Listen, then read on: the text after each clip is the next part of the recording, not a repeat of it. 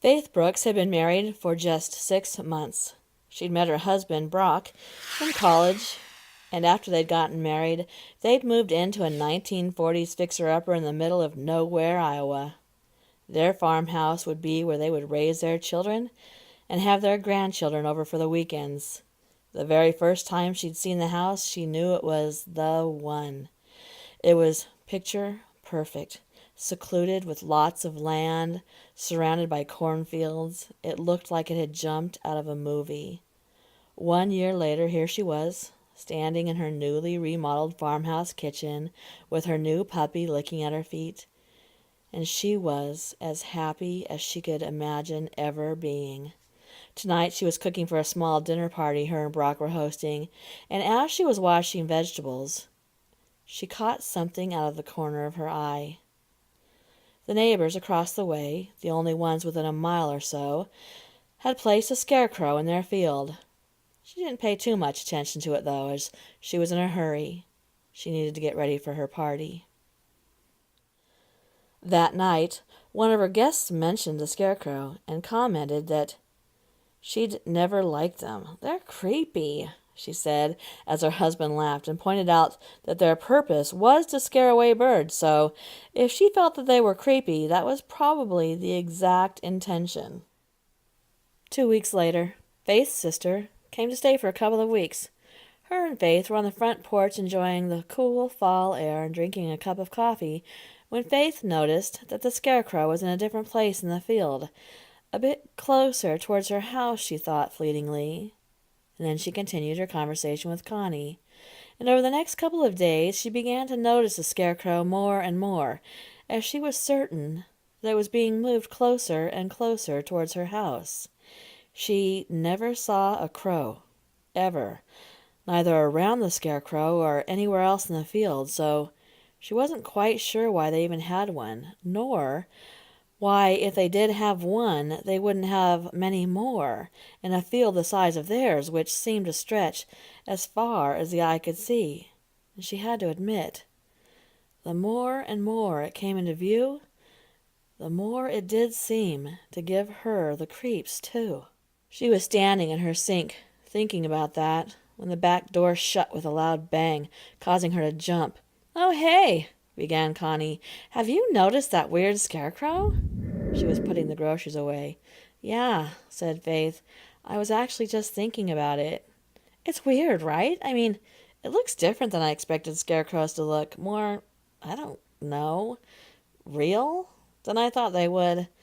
Brock came down the stairs just then and asked, "What's more real?" "The scarecrow," replied Faith. "The one in the field?"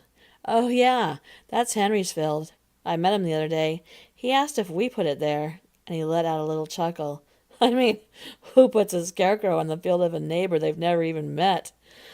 "What?" asked Faith, and now Connie was looking perplexed too. "What do you mean? That's not their scarecrow?" "No, I guess not," he replied. "Okay," said Connie. "That seals it. It's weird." "Right?" started Faith. "I don't get it. Do you think he's serious?" she asked. "Yeah," replied Brock. "Why else would he ask? He doesn't seem like the prank kind of guy." Brock chuckled again. Faith's cell phone rang, and she took the call, so the conversation ended, and no one talked about it any more until 2 afternoons later, when Brock came home. He walked into the living room where Faith and Connie were preparing a fire in the fireplace. The couple was again having a small dinner party. Brock asked the two women if they'd noticed the scarecrow lately, and that's when Faith admitted that she'd seen it was closer to their house. She'd even been getting up in the middle of the night to see if she could see anyone in the field moving the thing. If it was true that their neighbor Henry hadn't placed it out there, then who had? And why was it being placed closer and closer to their home? She could see it very clearly now, and it was not just creepy. It was downright menacing, and she could have sworn that when she took the trash out yesterday, she could see its eyes following her. She told Brock that she was going to speak to Henry about the situation and tell him that if it was a prank, she was not appreciating it. Brock told her to calm down. He was sure that it was nothing, but he did agree that it had a weird vibe about the situation. Connie began, "Do you think that someone would want to scare you or something?" "I don't know," said Faith. "I mean, why would they? But then again, why would anyone keep moving that awful thing? I haven't seen even one crow out there." She was sounding a bit frightened. If she was truthful with herself, she knew it sounded crazy. "Listen," said Brock, "I'll go with you to talk to Henry. He seems like a nice enough old guy, a real straight shooter. He's glad that someone is living in this house and restoring it. He didn't seem like he'd want to scare anyone. And maybe there aren't any crows because the thing is working." "No," said Faith, "there aren't any crows because there aren't any crows. We don't have any in our yard either." It was dark out when the couple's friends pulled into their driveway. Their headlights flashed over the Scarecrow before the car came to a stop. Brock's friend Jed got out and teased the couple. "What, you don't want any company, so you put that thing across from your house?" His wife Anne was stepping out of the car.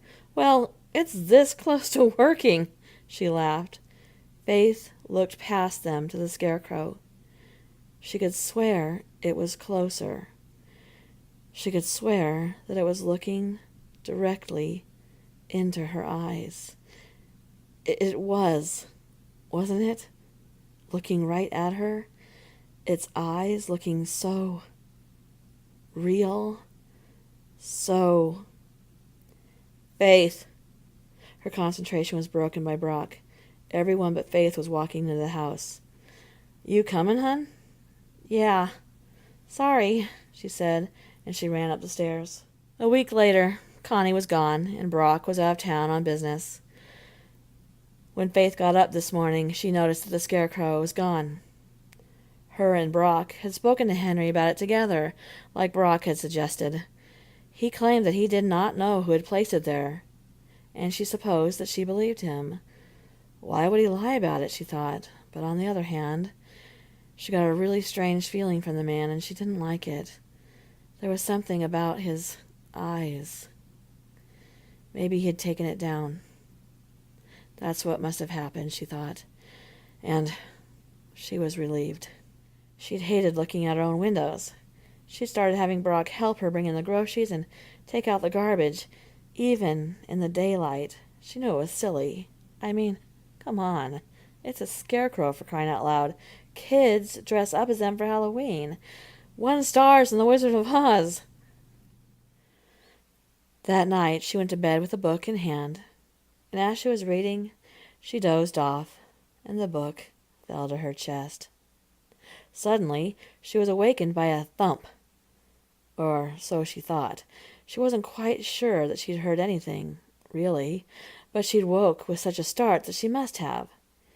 She stayed still and tried to control her breathing. There it is again, a thump and a scratching sound. What is that, she wondered. Then again, thump, scratch. An animal at the door? She questioned. She put the book down and grabbed her slippers and her robe. She began to tiptoe down the stairs. Thump! Scratch! This time so loud it caused her to let out a short scream. She saw that the screen door was swinging in the wind. She opened the door to grab it and saw that a cornstalk was stuck underneath it, making the scratching noise. The wind was blowing pretty good. It must have blown over here, she thought, as she latched it and closed the door. She pulled her robe around her tightly. It was freezing outside. Her body shivered. She walked into the living room to stoke the fire, but she couldn't find the poker. She was positive that she'd left it in its holder. That's when, for a split second, she felt the sharp, blunt pain in her skull, and felt the warm, thick blood running down her forehead and over her nose. The next morning, the place had crime scene tape surrounding the home, as Brock pulled into the driveway and skidded to a stop, nearly hitting an officer. He opened his door and he began running towards the house when he was stopped by a man identifying him as a detective. "That's my wife!" he yelled. "Sir, let them do their work," the detective said as he put a hand on Brock's shoulder. What happened? What happened? He begged to know. We're not exactly sure. The only thing we found out of place was well, it appears to be straw next to her body. Brock's eyes widened. Straw? He asked. Yes, sir, and it seems to be the work of the same man that committed a murder last night, just down the road about 2 miles. Same deal. Just some straw. Brock looked over his shoulder at the 2 pieces of wood hammered together, standing empty where the Scarecrow had been.